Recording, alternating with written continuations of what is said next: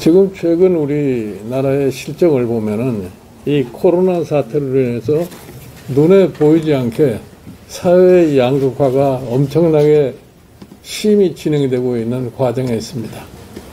우리가 지난 1997년 IMF 사태를 이루면서 그 IMF 사태를 급속히 수습한다고 하는데 열중한 나머지 사회의 양극화를 갖다가 시작을 했고, 그것이 굉장히 참 사회적으로 문제가 됐음에도 불구하고 그거에 대한 인식을 잘 못했던 것이 과거의 우리 전신 한나라당의 역사입니다.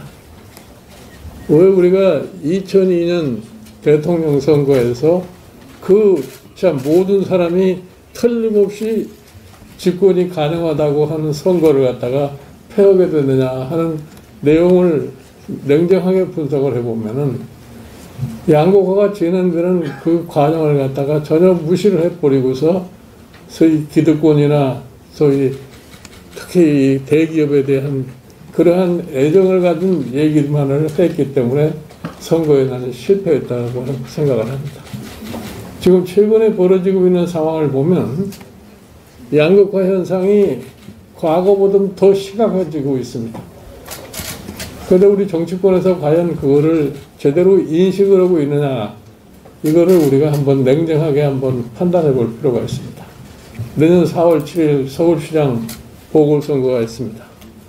서울시를 냉정하게 볼 것 같으면 이 자영업자들이 가장 많은 지역이 서울입니다. 이 사람들의 경제 상황이 좀 가장 심각한 상황에 있습니다. 그럼 우리가 그거에 대한 어떠한 반응을 갖다 보여주느냐 하는 것을 한번 생각해 볼 필요가 있고, 이 정부는 또 이 소위 부동산 아파트값 상승이라고 하는 것을 자기네들의 정책의 실패로 인해서 참 부동산 투기를 갖다가 일으켜 놓고서 그거의 해결책이라고 하는 것이 세금을 가지고 자꾸 재산세, 보유세 이런 등등 해가지고서 세금 인상을 잔뜩 해놨습니다. 원래 세금이라고 하는 본질이 그와 같은 부동산 대책을 갖다가 하라는 게 세금의 본질이 아닙니다. 이 사람들이 정책을 잘못 쓰다가 궁지에 몰리니까 어쩔 수 없이 그 세금을 활용해서 마치 집값을 바로 잡을 수 있는 것처럼 했습니다만은 결과는 집값의 상승만을 초래하는 것밖에 다른 결과가 없습니다. 저는 제가 이 분야에 대해서 좀 전문적으로 공부를 한 사람이니까 늘 얘기하는 겁니다. 정부는 가급적이면 부동산 정책을 안 하는 것이 가장 효과적인 것이다. 부동산 정책을 하면 할수록 투기는 더 만연을 하고 그 결과는 결국 가서 서민의 피해로만 돌아갈 수밖에 없다고 그러게.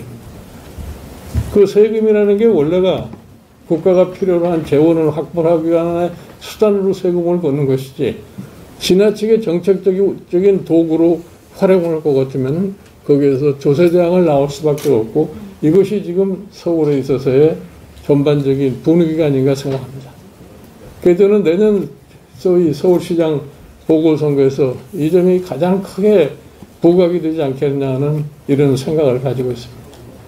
그리고 조금 전에 말씀드린 것처럼 이 가장 많은 사회적 약자가 살고 있는 곳이 지금 서울시라고 저는 생각합니다. 그래서 저는 이제 우리 당이 약자와 동행을 하겠다고 약속을 했기 때문에 이 점에 대해서 우리 의원님들이 많은 관심을 가지시고 협정을 해주셨으면 고맙겠습니다. 그리고 며칠 전에 끝난 지금 미국 대통령 선거를 저희가 볼 것 같으면은 결국 가서 상식이 이기는 것이 선거라고 저는 생각을 합니다. 정부가 아무리 억지를 부린다고 해서 국민이 거기에 따르지 않으면 절대로 선거는 승리를 할 수가 없습니다.